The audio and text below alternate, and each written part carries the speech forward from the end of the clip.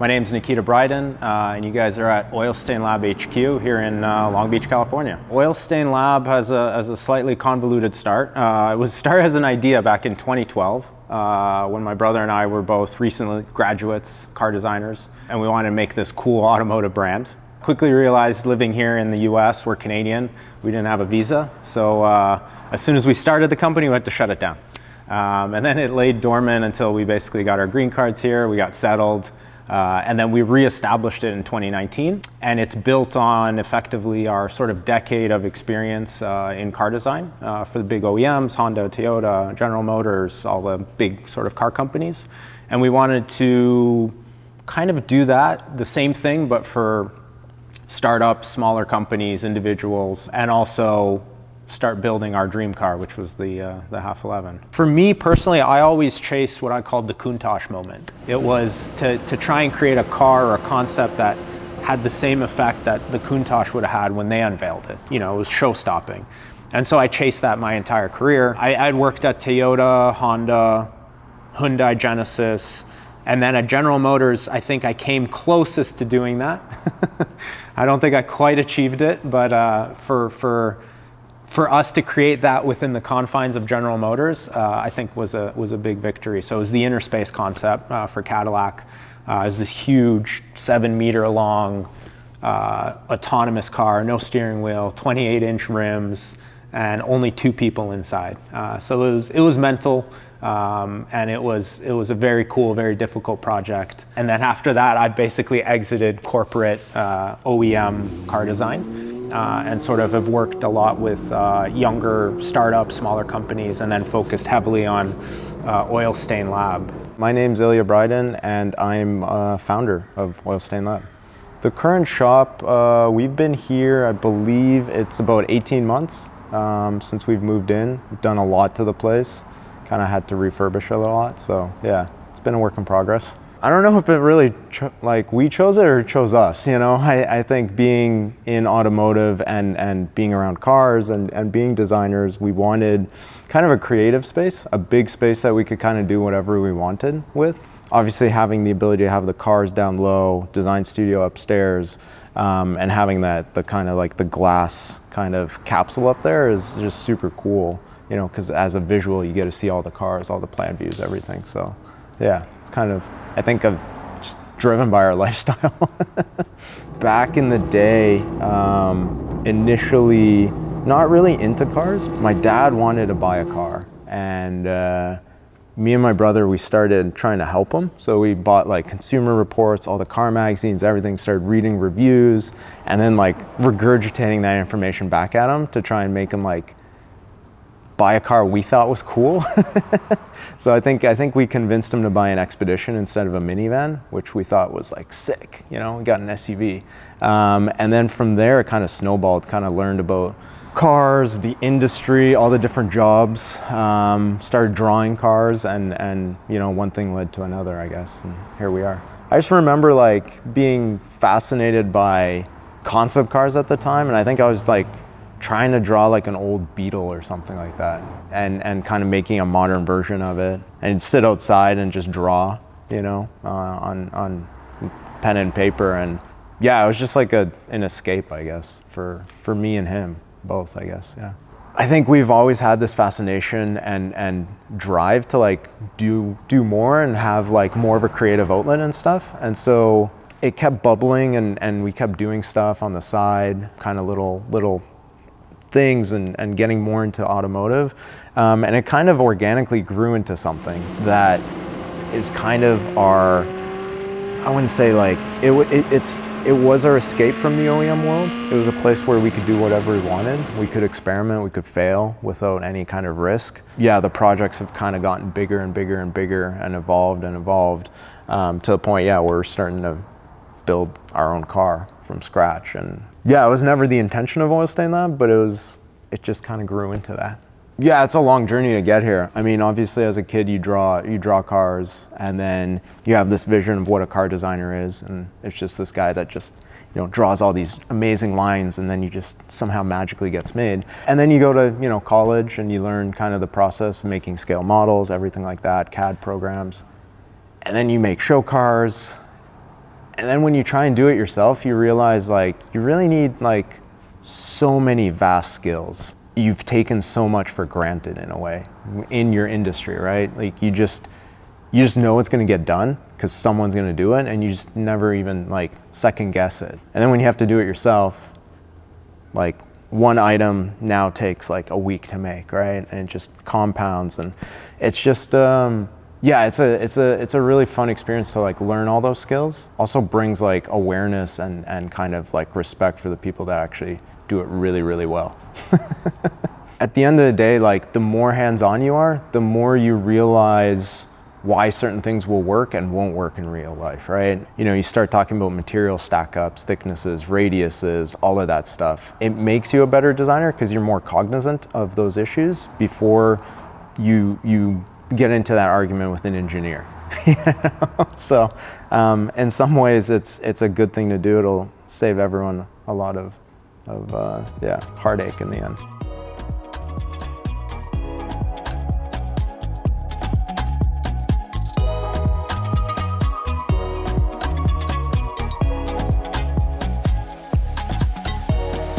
So the 72 911, that one, that was like a birthday gift me and my brother both kind of got together. At the time, we were looking through a bunch of different cars. We were looking at everything from Vipers, 911s, old, new, Maseratis, whatever, everything, right? We had no idea. It was kind of like our first ever like cool car. When we graduated, my brother and I, we paid off our student loans, and we were like, let's get a cool car together. Like, we don't have a lot of money, but together, if we pool our resources, we'll be able to get a cool car.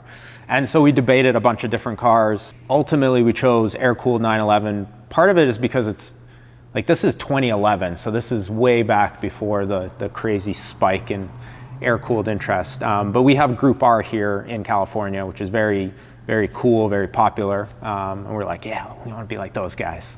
We had, I think, like $37,000 between both of us. And that was it. And the car was $37,000. We had no money basically for rent if we bought this thing. I called the owner up. I talked to him for 5 minutes. He was a brain surgeon out in Tennessee. I was like, huh, he must be trustworthy. And I sent him all our money, like sight unseen, never saw the car, never heard it run, just 5-minute conversation, trusted the guy. 6 weeks later, on our 25th birthday, the car showed up. We didn't know how to drive stick. We didn't know how to do an oil change. We were like, screw it, we'll figure it out, you know? Had no idea how to start it, had no idea how to drive a manual transmission, had no idea how to deal with an air-cooled 911, how it needs to warm up, it was carbureted, like you gotta pump the gas. I had no idea about any of that. So figured it out all in downtown LA, and it's a race car, it's straight piped, everyone's staring at you, you're stalling it. Oh, horrible memories. We wanted something pretty brutal, kind of a race car. And at the time, you know, not having ever owned a classic or anything, this car kind of fit the bill. It had a cage, it had a race motor, everything, right? So it was like, oh, sick, this is so cool. And it sort of kick-started this whole addiction and everything. There was one problem with the car though. It was red. It was guards red. And both my brother and I despise red 911s, like with a passion. It's like, it's not a Ferrari, why'd you paint it red? But it was the perfect car, so we bought it anyway. And then immediately we're like, all right, it's a race car, we got to put a livery on it. And, you know, again, we're obsessed with sort of the 70s and stuff, and it's like, okay, Marlboro, let's go. Red and white, let's do that. And then, yeah, did, I think, 8 months of graphic design on it until we got it right. During that process, we found out the first like Marlboro sponsored race car was a 911 at the Tour de Corsa, I think, Corsica or something, in 1972. Our car's in 1972. Just these weird puzzle pieces started coming together, and it was, yeah, it was like meant to be basically. So that's a forever car. And yeah, we run it. It's on its third engine now. It's a 3.6. And we'll never sell it. Yeah, it's perfect. It worked out. It's the start of an addiction. It just spiraled from there. So.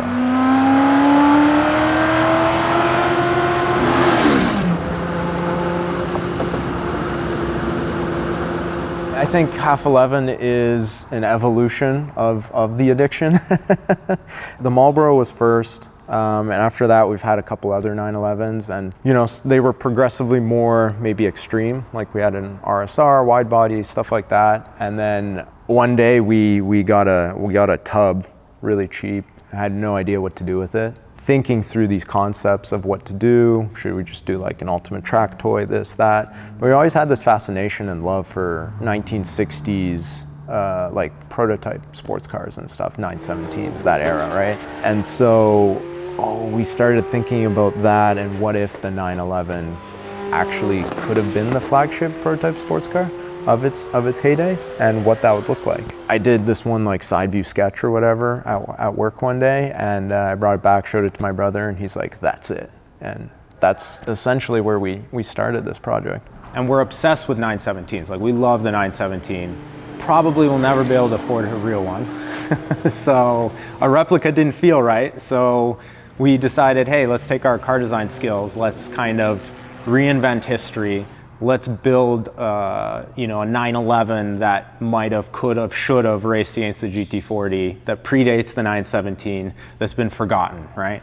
And so it became a business card for the company, but really it's a car that my brother and I built as a tribute to that era, which we love, and also a car that's so scary to drive. Like, we wanted something that would be scary.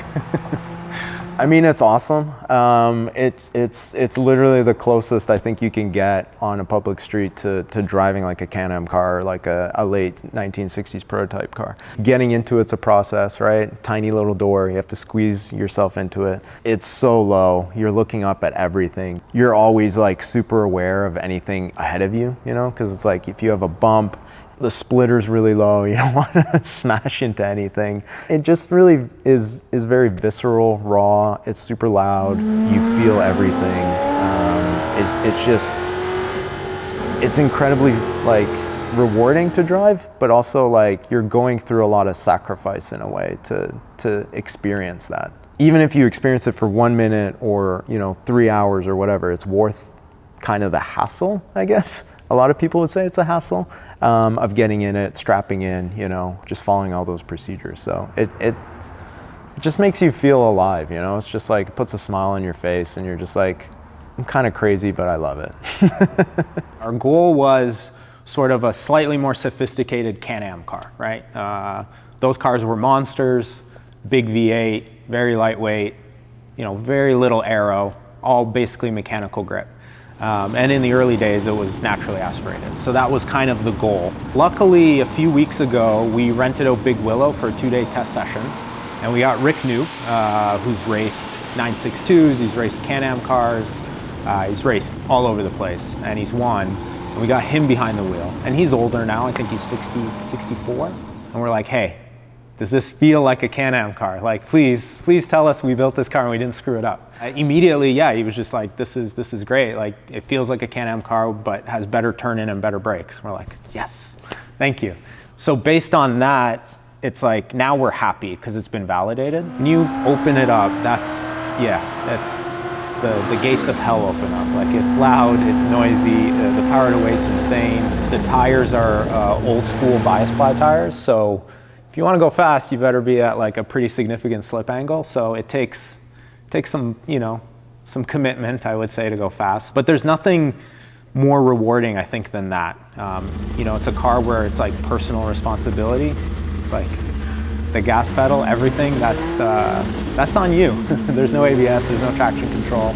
So I think it meets what originally we set out to do, which was to build a very scary car. I think it is that. It doesn't need to be all the time. But when you want it to be terrifying, it's terrifying, yeah. We just completed this road trip from LA to New York in the car. That was a bucket list dream of mine, the Cannonball Run. We didn't go for a record, but we still completed it in that car. And ultimately for that car, it's almost a little bit of a retirement now. We'll continue tweaking it and working on it. We've got a few things here and there, but holistically, it's now sort of there, like where we can say, okay, that's more or less like what we envisioned. Well, it's far more than we envisioned, but like it's kind of done. It's never done, but it's like, it's good enough.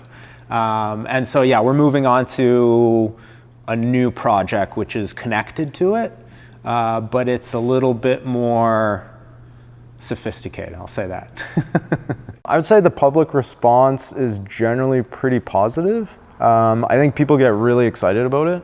I think there's a very small percentage of purists who are probably not happy, but they're not too vocal. I think overall, yeah, it's people are really excited. Like even driving it earlier today, we took it to an event and like people came up to me and they were just like, we followed the story forever and ever and ever, right? And like we finally got to see the car, and it's so cool and so magical to see it. So it seems inspirational to a lot of people, which is odd to say. Feels weird. The Half11 project, it's been just completely like transformational for like the people that we know, that we communicate, that we talk with, and our exposure. I mean, again, it just started in our backyard, and it was purely supposed to be that. At the time, we didn't have Instagram, we didn't have any social media. Like, it was never the goal to do this global thing, and then it just became wild. You know, people started reaching out from Dubai, the Middle East, China, Asia, and everyone liked it, and we were kind of surprised. We were just like, we're just doing this little thing here. So the response was nuts, and then obviously it's led to a number of sort of business opportunities, but it's never been about that for us. It's really about just building like our dream, having fun doing it, and then using it to create like these magical experiences that, you know, you just wouldn't be able to do if you had just a regular car, or, you know, when you build your own car, it opens doors, I would say.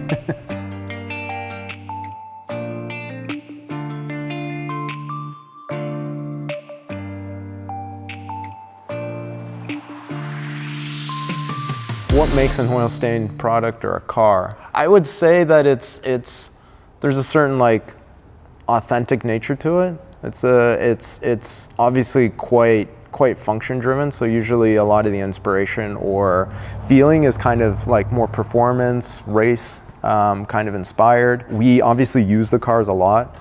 We drive them hard. We take them to track days. So function is super important. But I think being designers, like aesthetics and kind of like interesting details and kind of like intimate knowledge of history and stuff kind of bleeds through that as well. We kind of intermix the two together, and I think that's kind of like a little bit, I guess, getting to the personality of what the brand is. It is hard for me to say. I live and breathe it. It just feels normal. Yeah, I guess that's how I would describe it. Half11 lived a pretty organic life, I would say. We're car designers, so by trade we're always working like 10, 15 years into the future, you know, imagining new technologies, everything. So here we kind of tried to do the opposite. We kind of went back in time, tried to plant ourselves then, not necessarily stick to just those processes and materials, but just to like keep it somewhat honest. And we thought it would be a fun story to like mess with history, create an alternate history. We certainly had an idea that you could tell a car story a different way. I think anyone who's watched like a car show on TV, it's always like, oh, we have 1 week to finish this, like, oh, we're not gonna make it. And it's like, that's how they ratchet up pressure. And I think those stories get formulaic and predictable. So we kind of wanted to flip that narrative on its head. It was multifaceted. So we were in 2018, 2019, we were going through sort of the rise of misinformation, disinformation, right? That was a big topic all around the world. We were going through basically blasé social media conditioning, where you just endless scrolling. People were talking about addiction and stuff like that. There was also an element of us trying to poke the purist in the eye a little bit, because they always come to the car show and they're like, oh, your window sticker is 1 degree off. And you're just like, ugh. So we wanted to create something that was so believable that they would just like be like, oh man, I'm not a real purist. I've never heard of this. Like, and then the other part of it was we're naturally, again, storytellers from our time at Art Center and kind of learning that the Hollywood way and engaging with people, but also how do you engage with people that aren't just car people, right? And I think it's really important for us not to just limit it to, you know, talking to a guy who knows how to rebuild a motor or a guy who knows how to set up suspension or whatever. We wanted to engage with people that like alternate histories or fake histories or just storytelling or science fiction or Star Wars, right? Ultimately, you know, we want to create a little bit of like an emotional connection and also a belief system. We think like the people that bought into it, they had to actively participate in saying, okay, that's a real image, and like, you know, so it creates a cool connection. Those were all things we were thinking about, but they were very subconscious. We've now articulated them. The real gist of it was we wanted to make cool images that nobody had ever made. And actually my senior thesis at Art Center, I redid Bugatti's history. If Jean Bugatti hadn't died, what would have happened? How would we have ended up with a Chiron? Because it seems a stretch to get there without, you know, 50 years of history. So it was kind of building on all those projects and sort of a culmination in this sort of, applied different approach. And that obviously influenced a lot of the design. You know, we kind of studied the way those cars were made, the way they were shaped, aerodynamic theories. So stuff like that, obviously the famous designers, and kind of try to mishmash that all together in our own unique way. When we started the project, so I grew up, my parents didn't let me work on cars. That was like completely not allowed. So I didn't do my first oil change until I was 25. Didn't really work with a screwdriver or anything. I loved working with my hands, but not necessarily with tools. So when we started building the car, couldn't weld, never metal shaped, basically complete amateur, right? You just take a guy who works in an office, you put him in a metal shaping thing and say, go.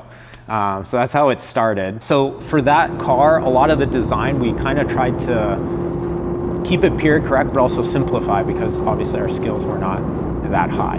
And as it evolved and as our skills evolved, we started to create more interesting shapes, move a little bit further away from sort of 911 sections, kind of start creating our own sections, and just using the same techniques we use like in a production car studio, and kind of bring that into metal shaping. So it started as one thing. The early sketches were one thing. If the early followers would know, it basically had no rear bodywork at all. Hence the name Half11. It stopped basically at the door. And then it grew little side pod things, and then it grew fenders, and now it's a full-blown coupe, which was inevitably ultimately our vision, but we never thought we'd have the skills to do it or the longevity of the project to do it. So yeah, here we are 3.5 years later. Originally with this car, the idea me and my brother had was we really wanted to capture that energy and vibe of the late 60s, right? And it just felt right to use aluminum because it is very lightweight. It's also like such a beautiful material. It can be raw. It doesn't have to be finished, you know?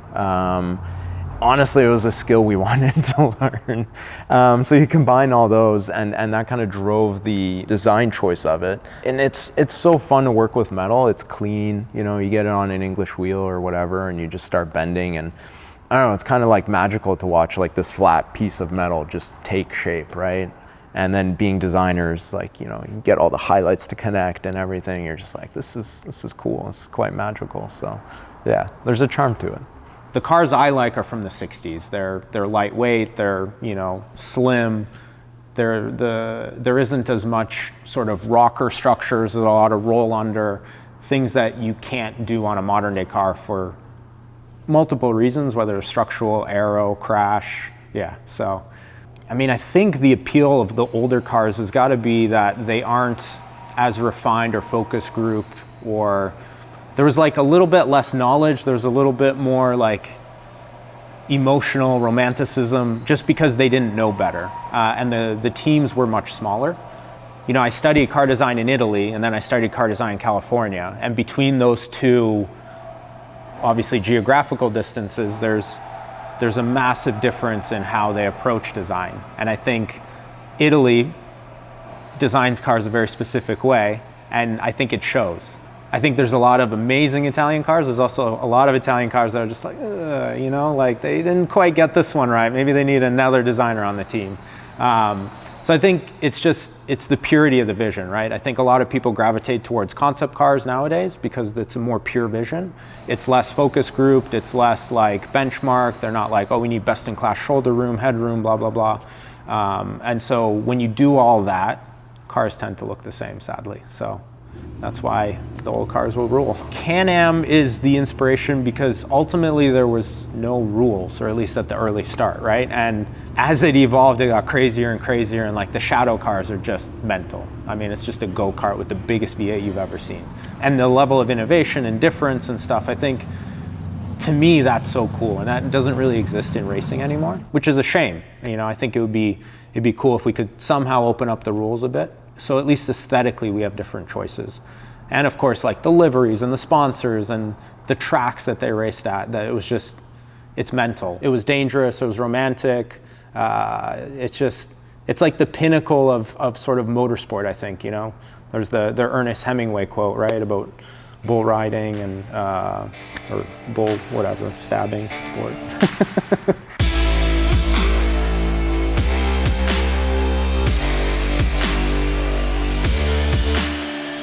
Probably the two highlights for us at Oilstainlab, probably the Huna Pegasus. I think that one's made quite an impression worldwide. That was a unique project in terms of, normally you hire a designer to make something look new or different. That project we were hired to make it look as normal as possible because the package was so extreme, the drivetrain was so extreme, the proportions were so extreme, it has nothing to do with the 911. And they were like, make it look like a 911. We're just like, okay.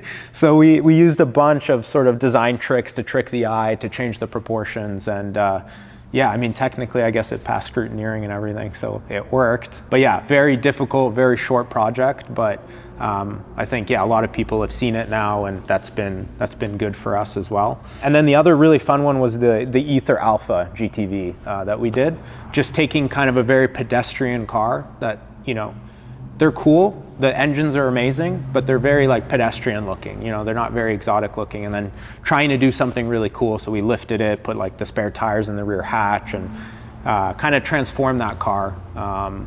And yeah, that was the other one. Yeah, both of those are fun. Both me and my brother have been involved on a lot of stuff. I've probably done a lot more production stuff than he does. So that's been like fantastic to just learn like crazy processes, right, of mass manufacturing and regulations and all that stuff. I think one of the most rewarding ones was working on the Acura DPI race car. So that car ended up winning 2 world championships, and like Juan Pablo Montoya was like a driver in it. So super cool to be a part of that. Generally speaking, the response to this project, Half11, has been so positive, surprisingly so. I think every time me and my brother work on a project, we just assume everyone's just gonna be like blasé about it or like not really care. But yeah, we've had a lot of interest, and we're basically want to build a series of them. So we're working on evolution of that. But I think Oilstainlab is, you know, it's a design brand. We don't necessarily just want to make like beautiful imagery and then give it off to people. We want to build things and make things in the spirit and personality of the brand. So I think it's more than a design studio. It's like a holistic brand kind of experience.